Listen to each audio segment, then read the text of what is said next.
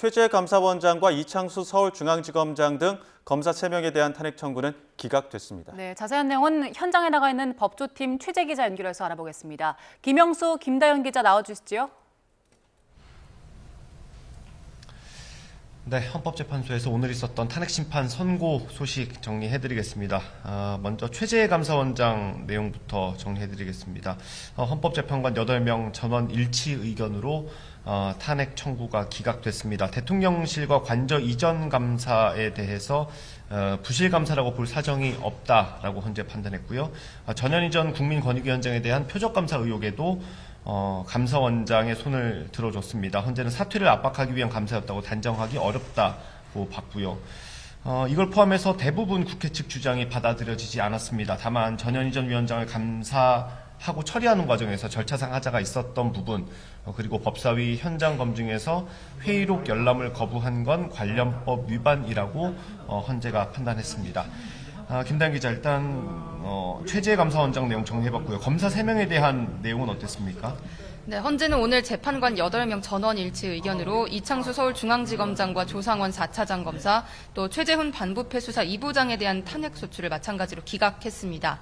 헌재는 검찰이 김건희 여사를 검찰청사가 아니라 제3의 장소에서 조사한 부분에 대해서 현직 대통령 배우자의 경호상 어려움이 있을 수 있는 만큼 부당한 편의 제공은 아니라고 봤습니다.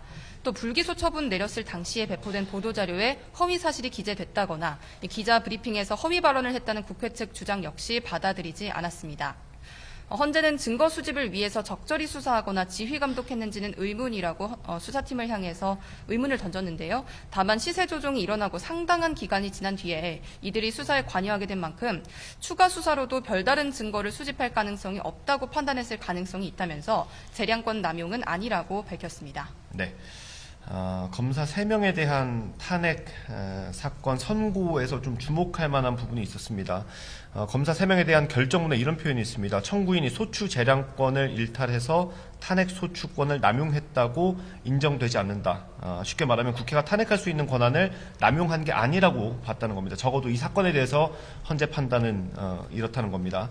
여기서 탄핵 소추권 남용이라는 표현은 윤석열 대통령 탄핵 심판에서도 자주 나왔던 얘기죠. 윤 대통령 측은 비상계엄을 선포한 여러 배경 가운데 예산 삭감 그리고 탄핵 소추 남발, 이른바 줄탄핵을 주장해왔습니다. 이 사건이 별개긴 하지만 결정문에 이런 표현이 담겼기 때문에 좀 눈여겨볼 필요는 있을 것 같습니다. 그렇다면 윤석열 대통령 탄핵 심판 선고 내용 좀 살펴보겠습니다. 이번 주는 좀 어렵게 된 것 같죠? 네. 일단 윤석열 대통령 탄핵 심판의 변론이 모두 마무리된 거는 지난달 25일입니다. 이 변론이 마칠 때까지만 해도 내일 선고, 금요일 선고가 유력하게 점쳐졌었는데요. 그런데 오늘 감사원장 그리고 검사 3명에 대한 탄핵 선고 기일이 잡히면서 다음 주로 선고 일정이 넘어갈 거라는 분석이 많아졌습니다. 탄핵 심판 선고를 헌재가 이틀 연속으로 하지 않을 거라는 이유 때문인데요. 또 전례를 봤을 때 선고일 이틀에서 사흘 전에 선고일 날짜가 공지가 됐는데 어제까지도 공지가 없었고 지금까지도 공지가 없는 상황입니다.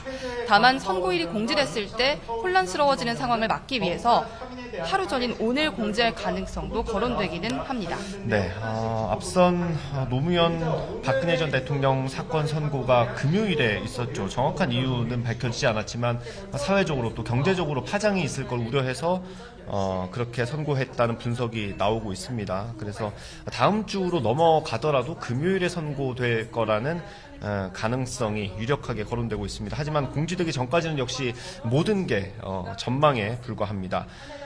기자들 사이에도 출처가 분명하지 않은 소문, 이런 찌라시 같은 게 좀 많이 유통이 되고 있습니다. 찌라시에 또 찌라시를 반박하는 것들도 나오고 있고요. 다음 주 화요일에 박성재 법무부 장관 탄핵심판 변론이 잡혀 있고요. 한덕수 총리 탄핵심판 사건도 이제 선고만 기다리고 있는 상황입니다. 이런 객관적인 어떤 사실들만 좀 지켜보는 게 좋을 것 같습니다. 한 총리 사건이 먼저 기일이 잡힐 가능성도 현재로서는 배제할 수 없는 상황입니다. 그렇다면 이 대통령 사건은 왜 이렇게 선고가 길어지는 걸지 좀 추측을 해볼 수 있을까요? 네, 정말로 길어지고 있습니다. 이게 만약 내일 선고한다고 해도 마지막 변론 뒤 17일 만에 선고가 이루어지는 건데요. 고 노무현 전 대통령 때는 2주가 걸렸고 박근혜 전 대통령 때는 11일이 걸렸습니다. 이것과 비교하면 상당히 길어지고 있다고 볼 수 있습니다. 사실상 다음 주로 넘어가게 된 만큼 숙고에만 20일을 훌쩍 넘기게 될 가능성이 있고요. 오늘은 윤 대통령의 탄핵소추안이 국회에서 의결된 지 90일째 되는 날입니다. 박근혜 전 대통령의 경우에는 소추안 의결부터 선고까지 91일이 걸렸습니다. 전체적으로 봤을 때 박 전 대통령 사례보다는 더 오래 걸릴 가능성이 커졌습니다.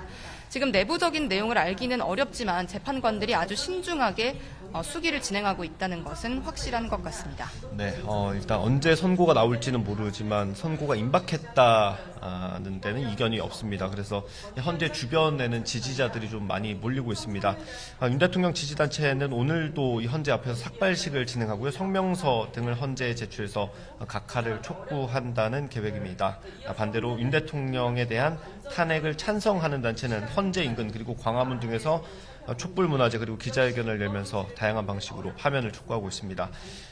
경찰도 많이 긴장하고 있습니다. 윤석열 대통령 탄핵 심판 선고를 앞두고 헌재 근처에서 야외 기동 훈련도 진행하고 있는 상황입니다.